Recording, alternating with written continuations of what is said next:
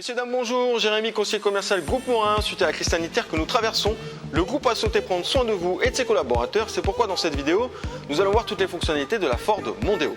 Sachez que vous retrouverez d'autres formats qui vous permettront de comprendre comment fonctionne l'écran tactile et aussi de connecter sa voiture et son téléphone grâce à l'application Ford Pass. Je vous souhaite une bonne vidéo et je vous remercie.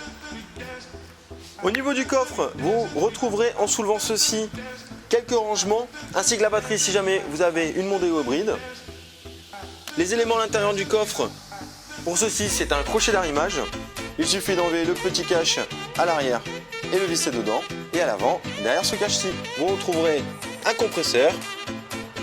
Et cet élément va nous emmener vers la trappe à carburant. Pour la trappe à carburant, j'appuie dessus. Ça ne prend que la taille du pistolet adéquate à la motorisation que vous aurez choisie. Donc si c'est un essence, ça ne prend que la taille du pistolet essence. Si c'est un diesel, ça ne prend que la taille du pistolet diesel. Si demain vous tombez en panne sèche, sachez que cet élément se glisse à l'intérieur de la trappe, car il est calibré à la taille du pistolet, ce qui vous permettra de remplir avec un jerrycan. Pour cette partie, c'est terminé. Pour le compresseur, vous retrouverez toutes les indications sur l'étiquette avec la bombe de colle qui se visse à la place du petit cache orange, avec le manomètre pour savoir à quelle pression il faut vous mettre. Ici vous retrouverez une prise 12 volts, donc à brancher soit dans le coffre, soit dans l'habitacle et le tuyau pour mettre directement sur la roue. Vous êtes équipé de l'entrée et du démarrage sur la clé, il suffit de mettre la clé dans la poche ou dans le sac.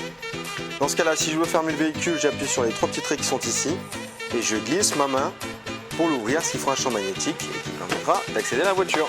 Vous serez équipé de deux clés comme ceci, à savoir que la petite étiquette qui est ici permet de refaire la clé si jamais vous la perdez. Si demain il n'y a plus de batterie dans la clé ou dans la voiture, pas de panique, il suffit d'appuyer ici, la clé est cachée dessous. Vous retrouverez une encoche sous le petit cache qui est ici, vous la glissez dessous et le barillet est caché derrière. Les commandes côté conducteur, donc les 4 vitres électriques, elles sont toutes à impulsion, ce qui veut dire que je n'appuie qu'une fois pour le descendre et qu'une fois pour la monter. Le bouton qui est là pour abattre les rétroviseurs de l'intérieur. Ici, on a le bouton pour bloquer les vitres à l'arrière ainsi que les portes pour que les enfants soient en toute sécurité. Ce bouton est pour régler le rétroviseur de gauche avec le pad qui est ici, vice versa pour le rétroviseur de droite. Pour les commandes des feux, les anti-brouillard avant, les anti-brouillard arrière. En tournant la molette qui est ici, pas de feu, les veilleuses, les croisements, l'allumage automatique des feux. Je vous conseille de laisser sur cette position-là. Les feux s'allumeront et s'éteindront tout seuls. Ici, pour régler l'intensité de luminosité du tableau de bord et pour ouvrir le coffre de l'intérieur. Ce commodo permet de faire les appels de phare, d'utiliser les clignotants et aussi l'aide au maintien de la voie. Pour activer l'aide au maintien de la voie, j'appuie sur le bouton qui est là. Dans ce cas-là, j'aurai système de maintien de la voie activé et les petits traits se seront mis autour de la voiture. Je rappuie sur le même bouton pour désactiver l'aide au maintien de la voie et dans ce cas-là, il n'y a plus les petits traits sur la voiture. Le hockey ici avec les flèches permet de naviguer à l'intérieur du tableau de bord côté gauche, donc tout ce qui est information du véhicule, et du côté droit pour toutes les informations info divertissement. Le régulateur et limiteur de vitesse, le régulateur adaptatif si votre voiture en est équipée, pour régler la distance, plus de distance, moins de distance. De ce côté, on retrouve les commandes vocales, donc pour dire une adresse oralement, pour appeler un contact.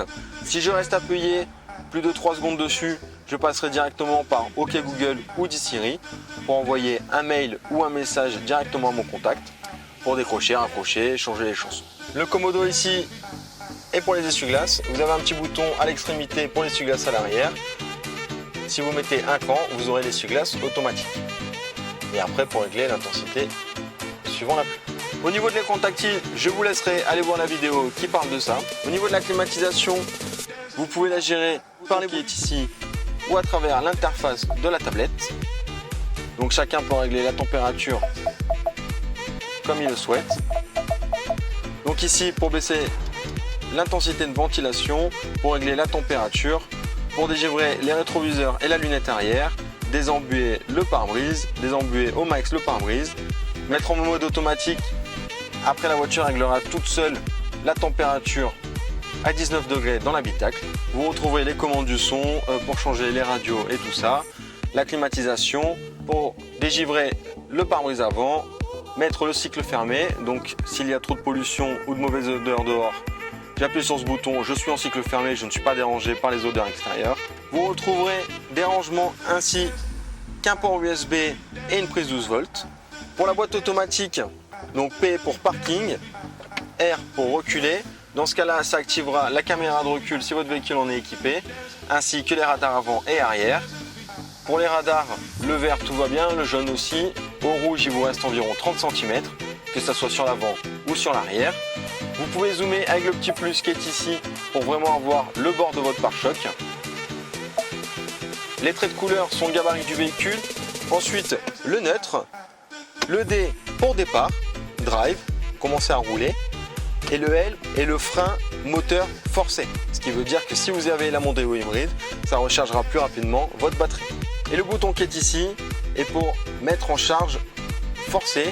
Ce qui veut dire que là, le moteur recharge la batterie. Pour le frein à main, il suffit de tirer dessus pour l'enclencher et d'appuyer dessus pour le désenclencher. Ce bouton désactive les radars.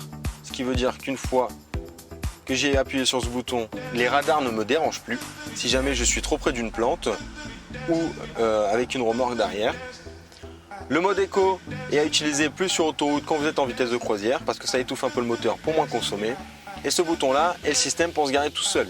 Une fois que vous appuyez sur ce bouton, laissez-vous guider sur l'écran tactile et tout se passera bien. Et vous retrouverez un autre port USB dans la couloir centrale. Si votre voiture est équipée des sièges à mémoire, chaque position peut être prédéfinie, ce qui veut dire que je règle la dimension du siège et du volant à ma taille. Je reste appuyé sur 1 comme pour la radio et la voiture mémorisera ma position en 1. Vice versa pour chacun des conducteurs du véhicule. Pour ouvrir le capot moteur, il faut tirer sur la manette qui est ici.